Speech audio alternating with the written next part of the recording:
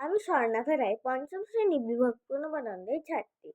আমি একটি গল্প বলতে চলেছি, কবিতা গোপচুরি। কবি সুকুমার রায়। হেড অফিসের বড় বাবু লোকটি বড় শান্ত, তার যে এমন মাথার ব্যামো কেউ কখনো জানতো। দিব্যি ছিলেন খোশ মেজাজি, চেয়ার খানি চেপে একলা বসে ঝিমঝিমিয়ে হঠাৎই গেলেন খেপে।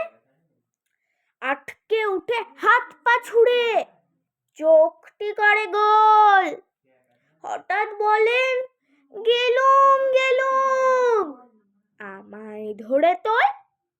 তাই শুনে কেউ বদ্যি ডাকে, কেউ বা হাঁকে পুলিশ, কেউ বা বলে কামড়ে দেবে, সাবধানে তা তুলিস। ব্যস্ত সবাই এদিক ওদিক করছে ঘুরোঘুরি। বাবু হাঁকেন, ওরে আমার গোপ গিয়েছে চুরি। গোপ হারানো আজব কথা, তাও কি হয় সত্যি? গোপ জোড়া তো তেমনি আছে, এমনি এক রত্তি। সবাই সবাই তাকে বুঝিয়ে বলে, সামনে ধরে আয়না, মোটেও গোপ হয়নি চুরি, কখনো তা হয় না। নমস্কার।